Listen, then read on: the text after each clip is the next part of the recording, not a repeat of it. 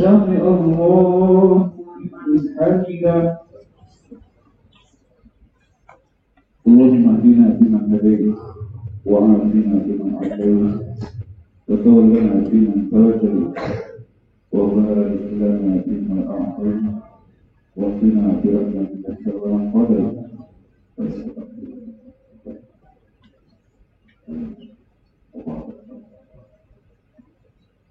ونستغفرك ونتوب اليك وصلى الله على سيدنا محمد من هذه الامه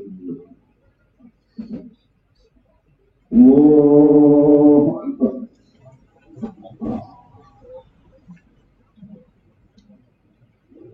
الله اكبر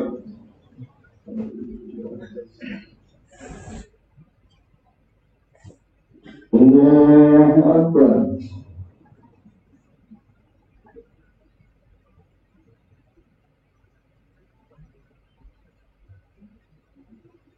الله أكبر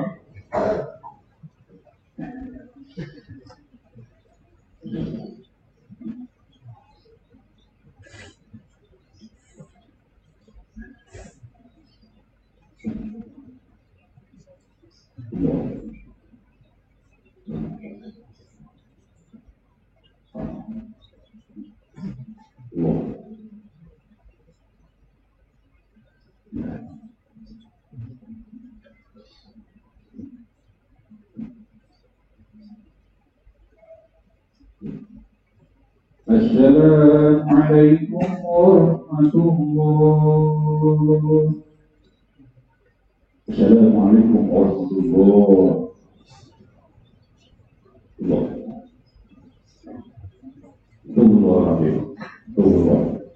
السلام عليكم ورحمة الله وبركاته.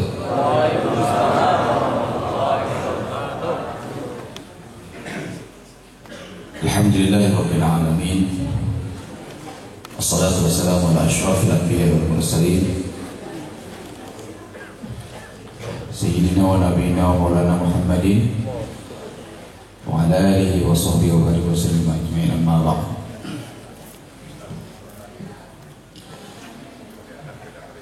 Yang terhormat dan yang sama-sama kita muliakan, tamu mulia kita, guru kita ini Al-Mukarram Al-Ustaz Dr. Haji Das'ad Latif SOS SAG MSI PhD, yang pada kesempatan subuh kali ini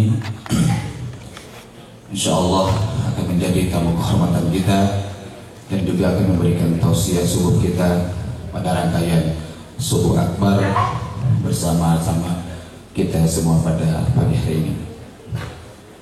Yang kami hormati juga dan yang kami muliakan, hadir kepala kantor Kementerian Agama Kota Palangkaraya Bapak Dr. Haji Nurudiantoro MPD.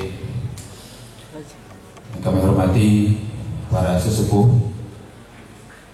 para tokoh agama hadir di tengah-tengah kita, Hendar Kiai Haji Ahmad Iskandar Arsyad PA, hadir Kiai Haji Jumadi Irin, dan juga para tokoh masyarakat dan tokoh agama di lingkungan Masjid Al-Muhajirin. Yang kami hormati juga segenap pengurus takmir Masjid Al-Muhajirin, dan juga kami hormati, kami membanggakan seluruh jamaah yang hadir pada kesempatan subuh kali ini. Wabil khusus ada rekan-rekan jamaah baik kesubuhan dari Tanah Laut, Kalimantan Selatan, baik kesubuhan Kapuas dari Kabupaten Kapuas yang sengaja mengkhususkan Road to Palangkaraya untuk mengikuti kegiatan tabligh akbar dan subuhan akbar bersama Ustaz Hasan Latif. Dan yang kami hormati juga, kami muliakan akhina Kanda Haji Fauzan Eskom yang turut hadir pada kesempatan pagi hari ini. Puji dan syukur mana kita panjatkan kepada Allah Subhanahu wa taala atas segala limpahan rahmat, taufik, hidayah dan karunia-Nya, sehingga di subuh dengan penuh keberkahan ini kita sama-sama berhadir bersilaturahim di ruang lingkup Masjid Al-Muhajirin Kota Palangkaraya dalam keadaan sehat walafiat. Salawat dan salam senantiasa selalu tercurah kepada junjungan kita baginda Rasulullah Muhammad sallallahu alaihi wasallam beserta ahli keluarga, para sahabat dan para pengikut beliau sampai kita saat ini, dan mudah-mudahan senantiasa Allah berikan keistiqomahan kepada kita untuk berada di jalan yang diridhoi Allah Subhanahu wa taala. Amin Allahumma. Jamaah salat subuh yang diridhoi Allah Subhanahu wa taala, marilah kita buka rangkaian kegiatan ini dengan sama-sama mengucap basmalah. Bismillahirrahmanirrahim. Berikutnya sama-sama kita dengarkan sambutan daripada pengurus takmir Masjid Al-Muhajirin yang akan disampaikan oleh Bapak Umar, kepada yang kami persilahkan.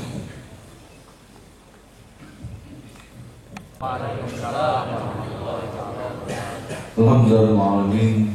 Wabihi nasta'in ala umur dunia wa din. Sayyidina wa maulana Muhammadin wa ala alihi wa sahbihi ajma'in, amma ba'd. Yang kami hormati dan yang kami muliakan serta kami banggakan, guru Ustaz. Assalamualaikum warahmatullahi wabarakatuh. Waalaikumsalam warahmatullahi wabarakatuh. Yang kami hormati dan kita sama-sama banggakan dan alhamdulillah bersyukur, gurunda, guru kita semua, Ustaz Hasan Latif. Ahlan wa sahlan Ustaz. Tentunya kami Baker Subhan Palangkaraya berterima kasih, dan ini adalah satu dukungan beliau untuk syiar kita anak muda untuk selalu bersemangat, beristiqomah dalam mensyiarkan sholat subuh berjamaah. Dan yang kami hormati tentunya Sohibul Baik, tuan rumah, para pengurus Masjid Al-Muhajirin yang senantiasa bekerja sama dalam melaksanakan kegiatan ini, dan juga yang kami hormati para guru kami, hormatan Baker Subuhan Palangkaraya kepada Ustaz Hasan Latif. Untuk itu kami mohon kepada Ustaz bisa berdiri dan Kiai Habib didampingi oleh penasihat Ustaz Muhammad Azhar bin Tarmin. Kami mohon menam Ustaz.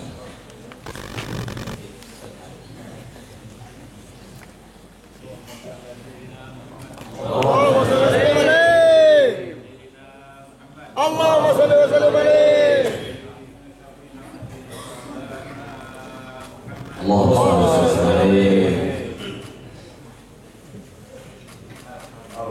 Alhamdulillah rabbil alamin. Resmi sebagai anggota kehormatan Baker Subuhan Palangkaraya. Takbir. Sallu ala Nabi Muhammad.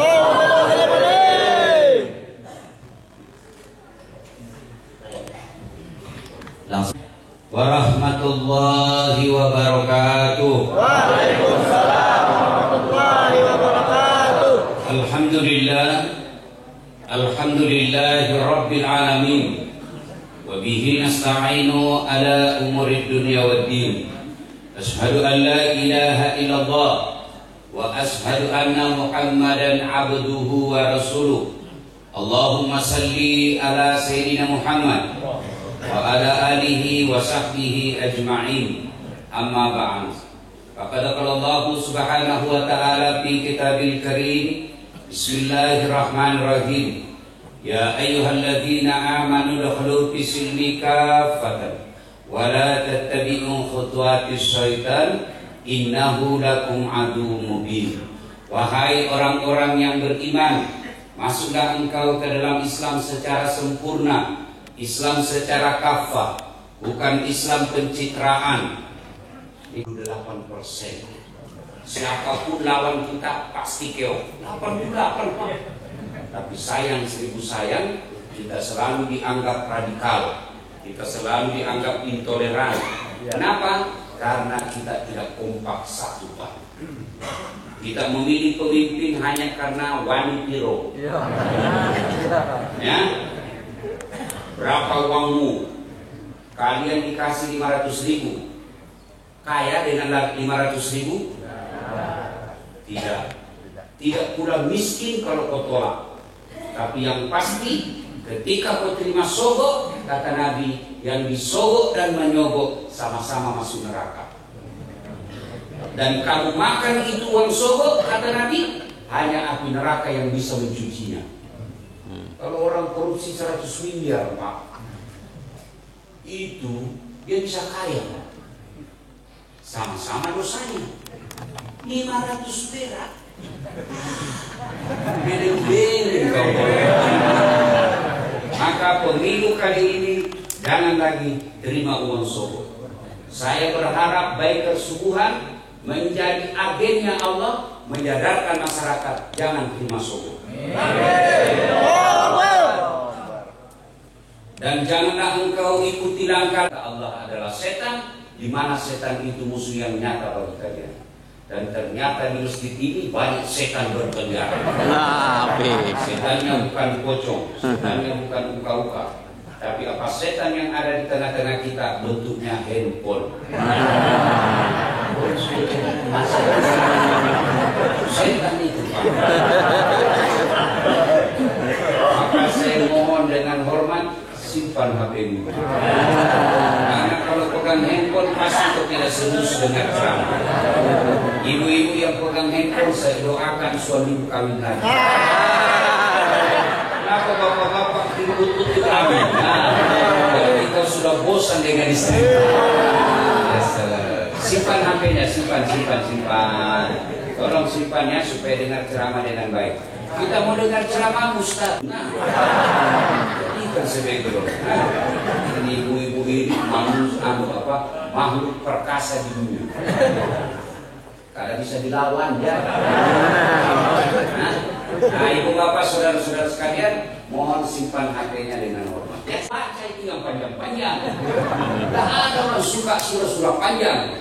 Nah, kita mau ruku, belum ruku. Kita mau sujud, belum selesai. Terpaksa kita baca semua, baik kesubuhan. Belum selesai, kita baca lagi sandokas. Belum selesai, kita baca lagi bajunya orang. Cari TPRI nomor 3. Eksos. Semua dibaca lagi. Maka imam yang baik seperti tadi. Waduh, lama, tidak panjang-panjang. Ya. Dan yang paling penting lagi, bacalah yang umumnya orang hafal. Coba kalau imam baca Wadduha, kita ikut. Kenapa kita hafal?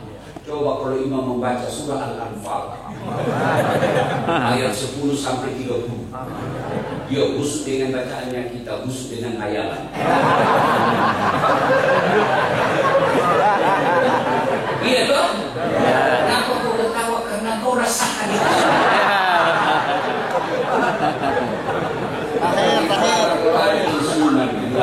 Usianya sudah 70 tahun, remati pula.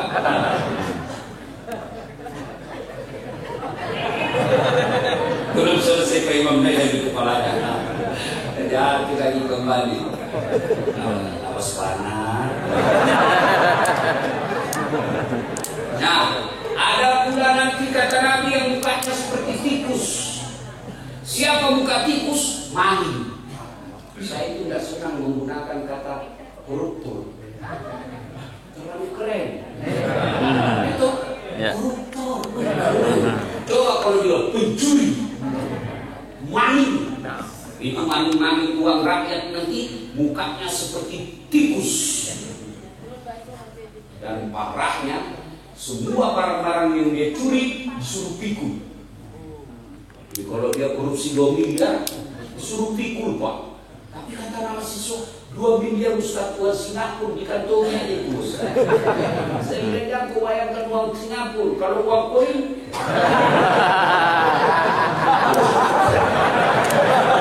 Uang koin 2 miliar. Disuruh pikul pegawai negeri yang suka barang-barang kantor dibawa pulang. Kursi, komputer, meja, horden, garpu, disuruh pikul kau semua itu nanti lewat satpam. Kepada bapak yang ambil barang, saya yang dipecat. Termasuk bapak-bapak yang suka nyerobot pagarnya tetangga. Itu kalau kau serobot tanahnya tetangga 1 jengkal, disuruh pikul kau nanti itu tanahnya tetanggamu.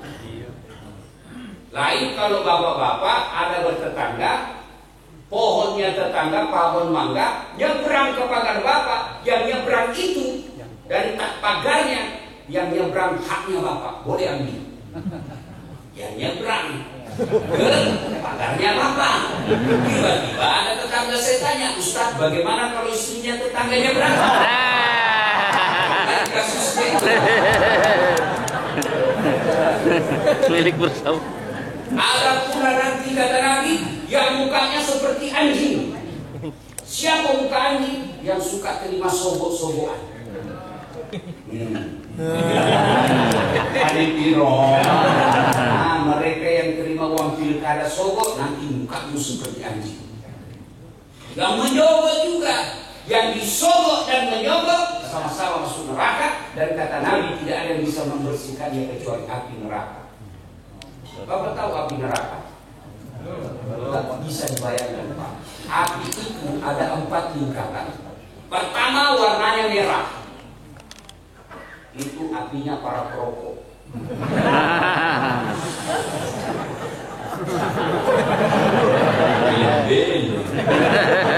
Ada perokok di sini? Ada. Silakan semua berhenti. Amin. Pak, kalau bapak bilang rokok baik, besok ada anakmu, nak, kau beli rokok ya? Setengah kamu, setengah saya. Kita rokok bareng-bareng di sini. Ada yang bisa bilang begitu sama anaknya? Kenapa tidak ada? Karena bapak tahu rokok itu jelek. Kalau bapak bilang rokok bagus, saya mau rokok sama anak. Pasti bapak merokok bilang sama anak, jangan kau merokok. Kalau kau merokok sampai kamu pada rokok.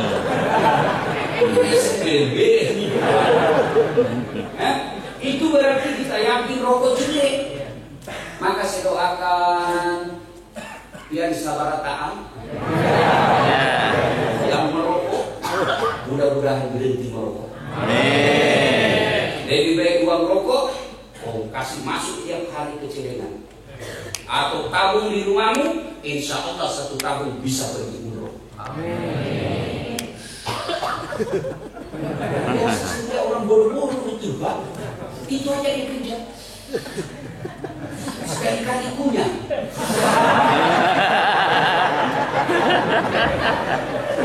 Mohon maaf kalau ada perokok di sini ya. Kalau kau marah pun tidak apa-apa, saya sudah mau pulang semua.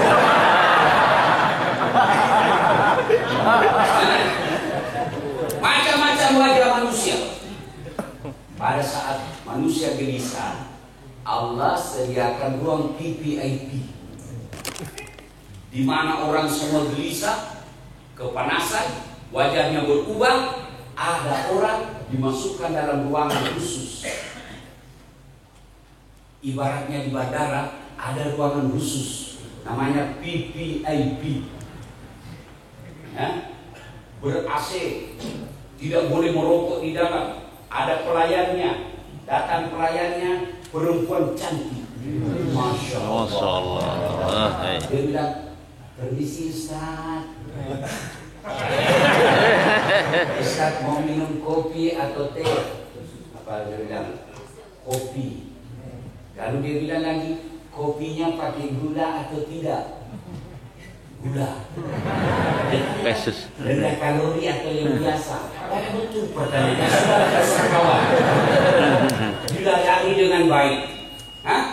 Bagus tempat duduknya, empuk, ber-AC, dilayani khusus. Tidak semua orang bisa masuk. Sementara yang di luar bandara dengan tunggu umum, macam-macam baunya. Ada yang bau parfum campur keringat, ada yang biasanya bau ketek, macam-macam di luar, Pak. Di dalam ini ruang VIP. Begitu juga nanti di padang mahsyar. Semua orang gelisah, sengsara, menunggu waktunya untuk dipanggil. Bapak-bapak masih ingat kalau bayar listrik, bayar air, ngantri kan? Padahal yang ngantri cuma 100 orang. Kita ngantri di dalam ruang tertutup, ber-AC, ngantri lama Pak. Di padang mahsyar, triliunan manusia dari Adam sampai kiamat ngantri dipanggil satu-satu. Cuma satu loket Pak. Kenapa? Karena cuma satu Allah. Bayangkan, triliunan manusia ngantri ditunggu giliran kita satu demi satu. Siapa dulu yang dipanggil? Nenek kita yang duluan wafat? Bukan. Siapa dulu? Umat Islam. Umat Islam kita sendiri berapa triliun? Dipanggil satu-satu. Siapa dulu yang dipanggil? Nama-nama Islam. Abdul Rahman, Abdul Jabbar, Fauzan, Siti Fatimah, Aisyah, Das'at Latif. Itu dulu yang dipanggil. Tony, Rodi, Rudi, Ningsi, Titi, Mimi, di belakang kota. Itulah pentingnya Bapak nama-nama Islam. Mengapa Bapak duluan meninggal kalau namanya Tony? Tony itu Ustaz ada dalam Quran. Masa iya? Coba Ustaz mengaji. A'udzubillahi minasyaitonir rajim.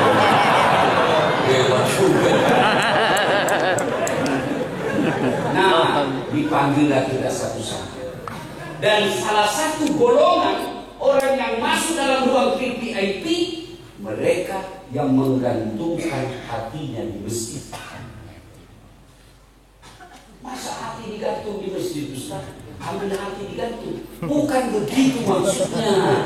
Yang dimaksud menggantungkan hatinya di masjid adalah mereka tidak tenang, mereka tidak bahagia, mereka gelisah kalau tidak berjamaah di masjid.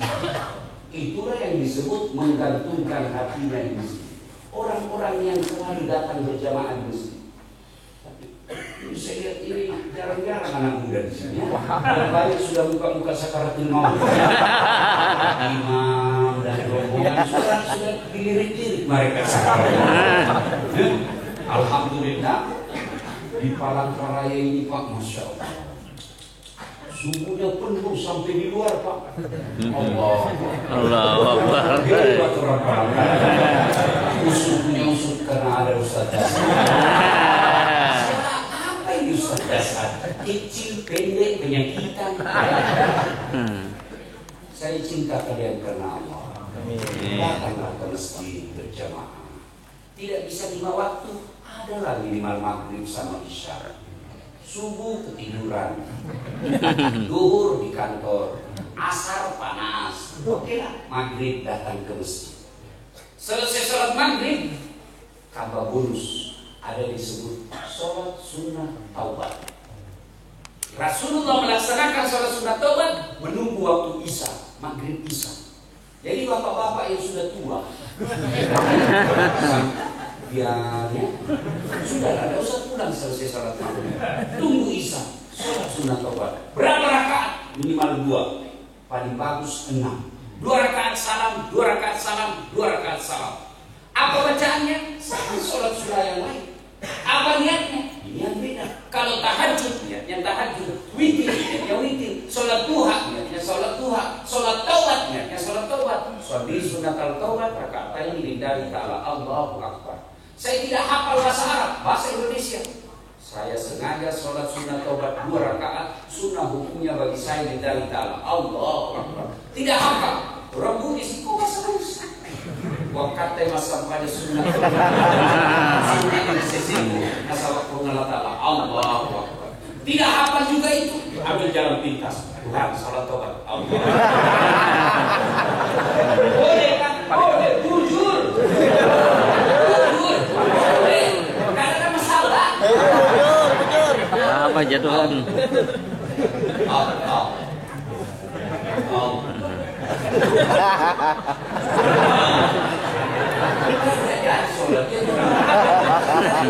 Ada jadi lupa ada perlu diucapkan dan mesti diucapkan. Niat itu bahasa hati.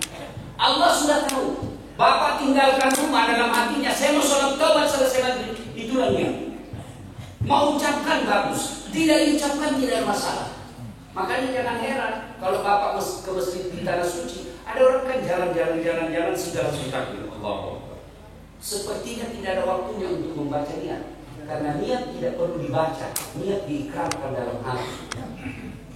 Kalau kita kan lama sekali.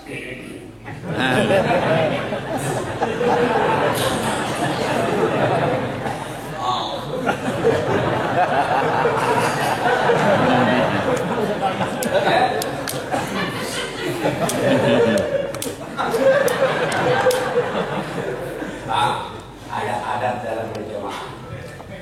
Kenapa kita disuruh sikat gigi sebelum ke masjid, terutama subuh? Itu adab. Supaya bau mulutmu tidak mengganggu di samping. Jangan juga kau baca Al-Fatihah seolah-olah ada di telinga itu. Ada juga orang sholat Pak, kayak dia sendiri.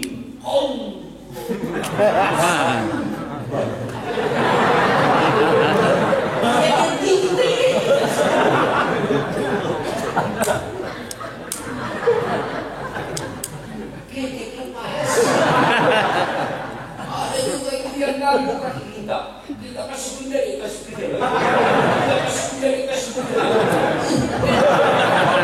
saya sholat dia tanya, kenapa punya kaki? Kau bantu saya. Mulutku baca Fatihah, dalam hatiku ini main-main kaki. Makanya kalau sebelum akad takbir, saya tanya, kenapa kau kasih diri? Supaya rapat saf. Kalau mau rapat saf, bukan dari kanan yang didapatkan, tapi apa Pak? Ini lagi bisa rapat, tapi saf kita mau enggak?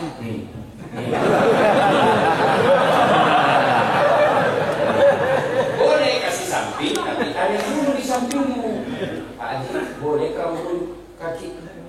Ada boleh. Kenapa? Kamu ganggu saya punya busuk. Oh kalau begitu tidak apa-apa. Kita dikasih penyakit. Nah, macam-macam. Dan orang yang dilindungi di padang mahsyar, satu di antaranya baik kesubuhan. Amin. Tapi jangan hanya subuh. Lima waktu bos. Jangan udah selesai baik kesubuhan.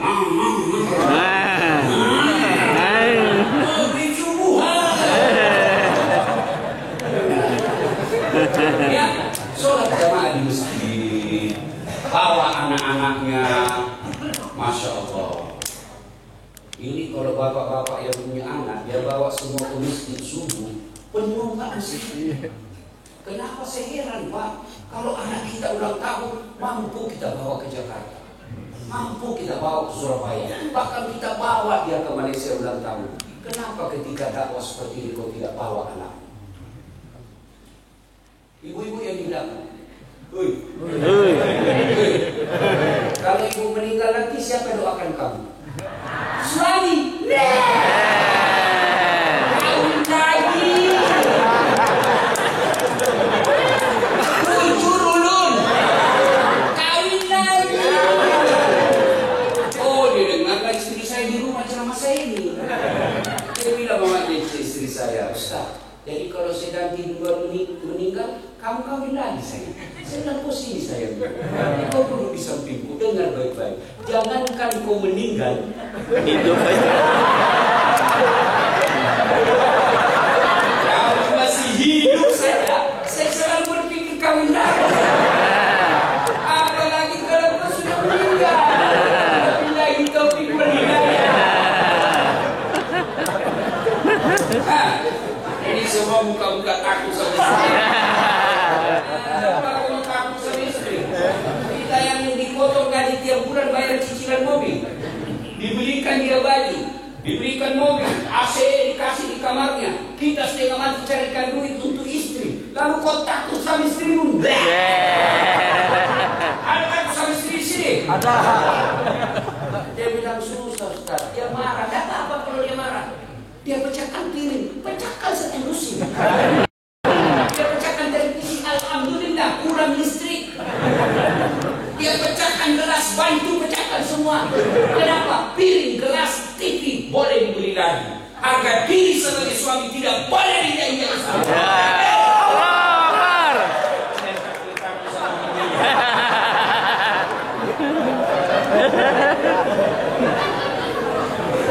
Kalau tumbuhan banjar takut sama bininya. Kalau tumbuhan bugis kada takut sama istrinya. Cuma istri dia bertanya.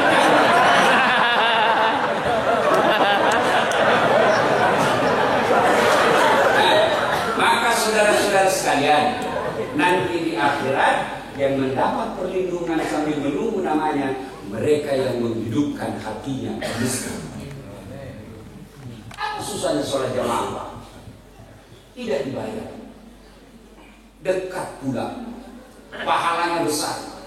Bahkan Nabi jelaskan, andai saja umatku dia tahu keutamaan sholat subuh di masjid, mereka akan datang ke masjid meskipun mereka merangkak. Tahu merangkak? Bayangkan Pak, andai saja kata Nabi dia lihat dan dia tahu pahala jamaah di subuh, mereka datang ke masjid meskipun merangkak. Cuma sayang seribu sayang, karena pahalanya tidak dilihat. Kita tidak tahu pahalanya, maka jarang yang datang berjamaah. Mudah-mudahan selesai dakwah ini, sholat berjamaah. Bagaimana perempuan? Nah, perempuan memang pernah dilarang ke masjid, terutama yang masih muda. Kenapa? Dikhawatirkan menimbulkan fitnah. Usia 17 tahun, 20 tahun, jangan ke masjid. Bukan dilarang, dianjurkan di rumah saja. Kenapa? Karena banyak masalahnya. Bisa menggoda laki-laki. Ada cewek cantik di belakang, salam kita, assalamualaikum warahmatullahi wabarakatuh. Assalamualaikum. Ya, tapi kalau yang 70 tahun, 60 tahun, anda apa-apa datang ke masjid, tidak ada yang tergoda. Siapa yang mau curi ibu-ibu 70 tahun? Itu repot. Makanya saya kalau masuk studi saya di Unhas, kalau selesai ngajar, selesai. Nah, kejadian lagi.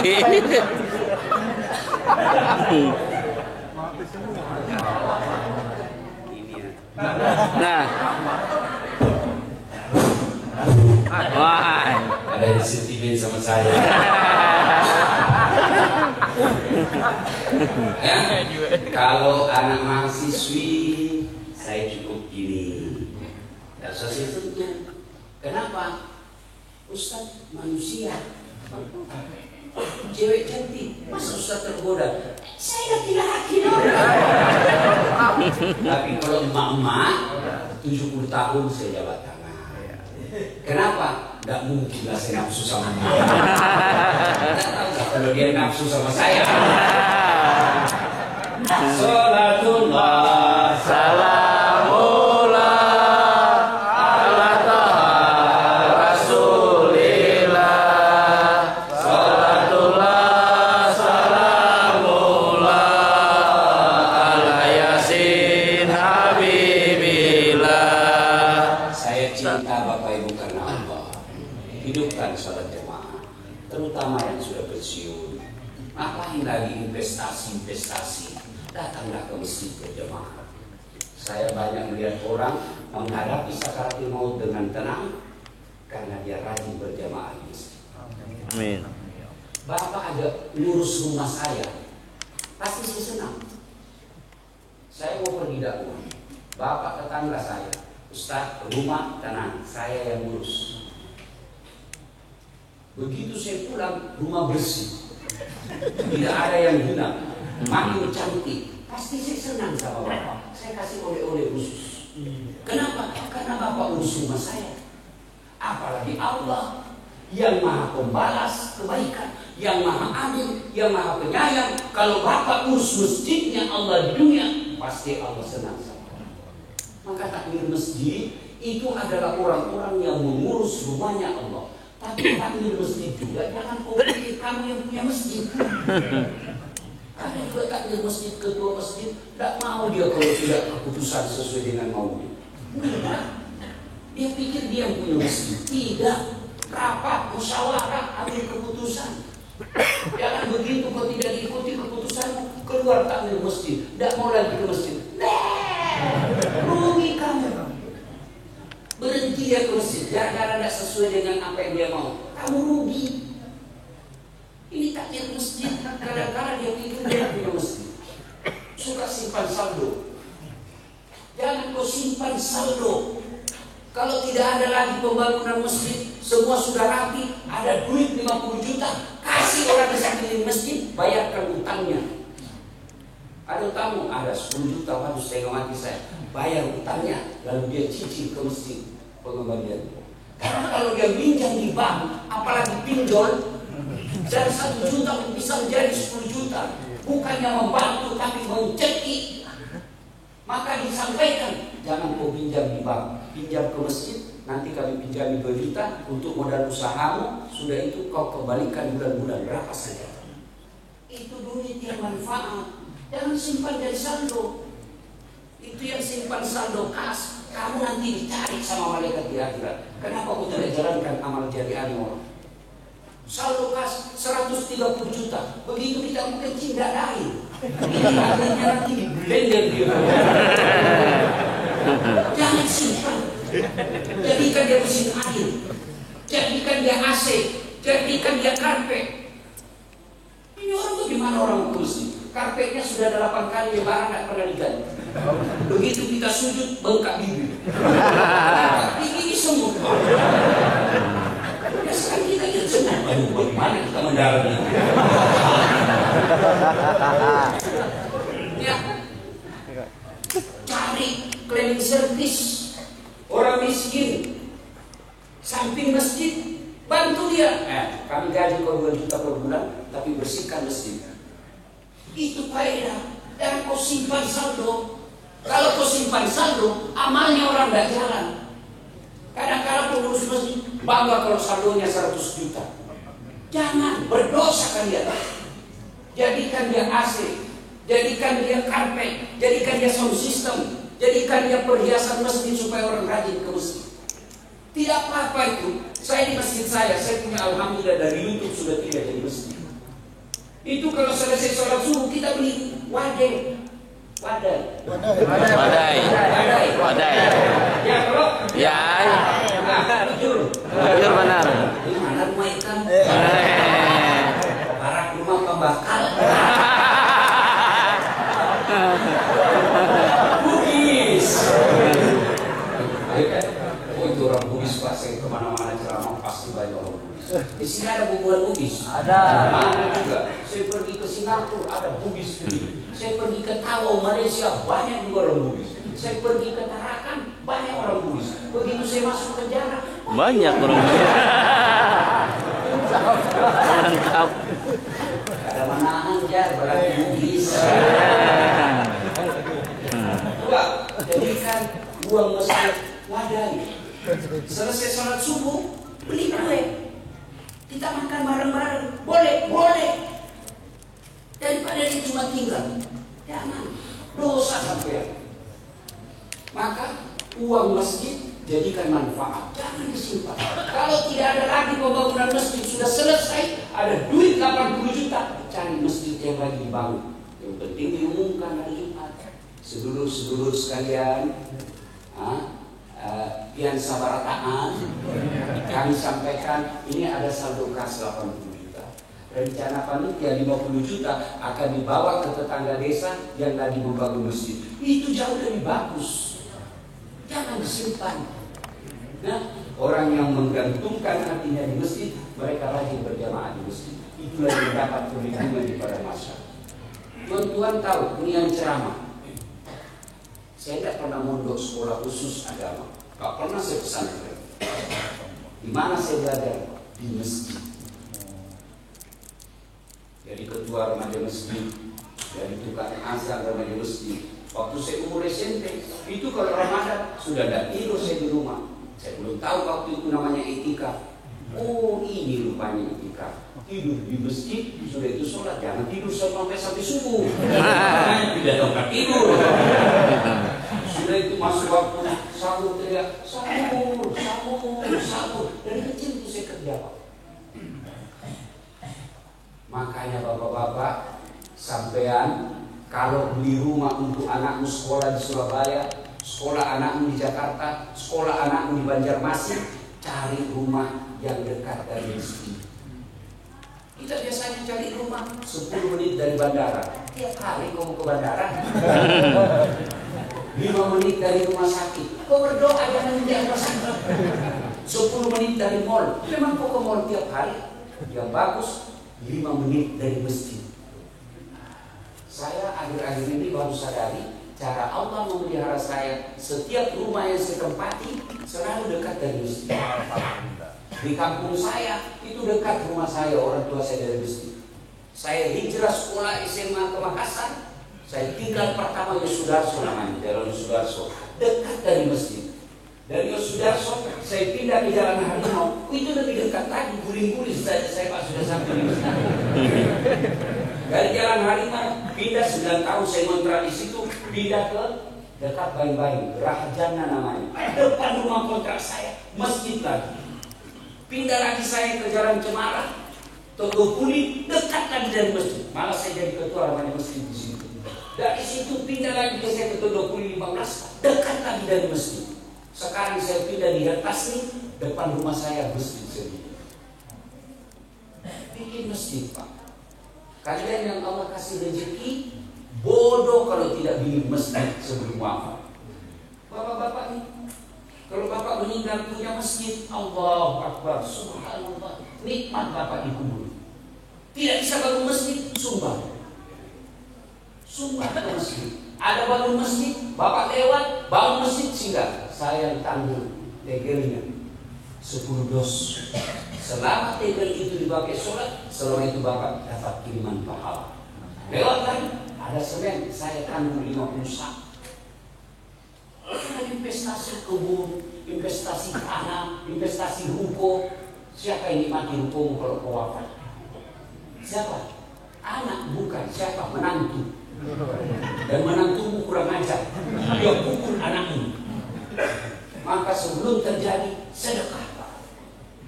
Ada yang bangkrut gara-gara sedekah? Ada. Ustaz, itu rumah hijau dulu kaya sekali Ustaz, cuma karena dia rajin sedekah bangkrut. Ada yang bangkrut judi, yang bangkrut mabuk, yang bangkrut narkoba. Tidak ada orang bangkrut bisa begini. Sedekah. Apalagi bapak-bapak yang sudah tua.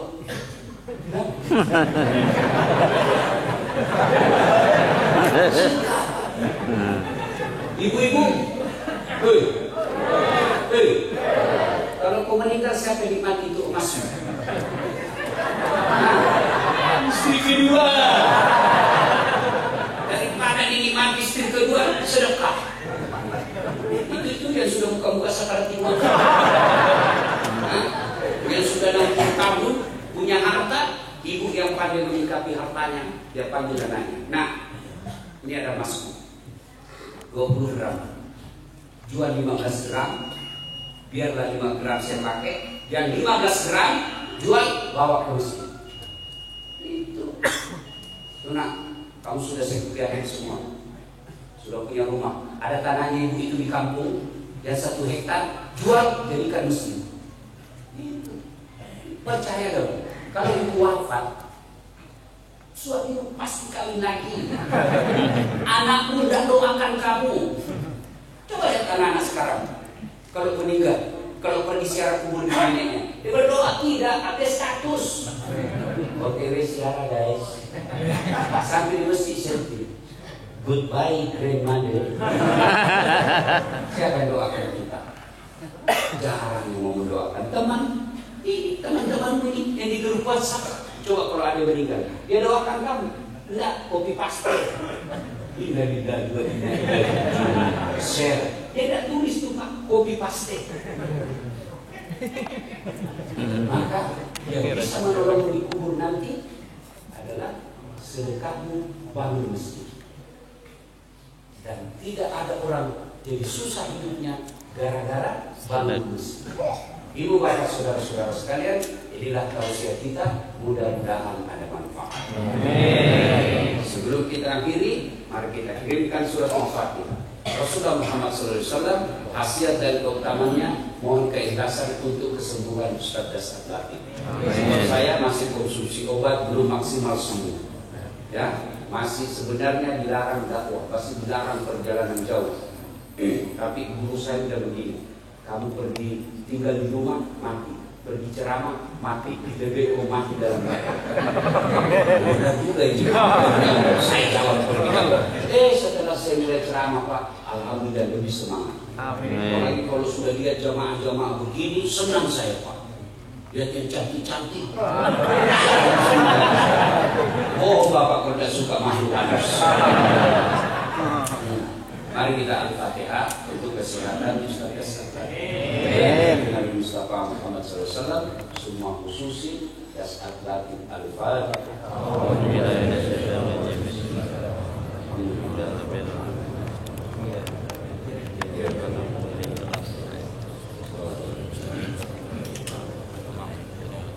Amin. Buah nangka, buah pepaya. Buah mangga, buah durian. Buah sukun, buah apel. Itulah buah-buah. Assalamualaikum warahmatullahi Waalaikumsalam. Kaum muslimin jamaah subhanallah, mohon untuk tidak beranjak dulu karena informasi dari panitia masjid menyediakan sarapan pagi yang dikoordinir oleh ibu-ibu daripada pengajian Masjid Ar-Raudhah yang dikoordinir oleh Mama Vidya. Informasinya seperti itu. Jadi jemaah sekalian untuk tetap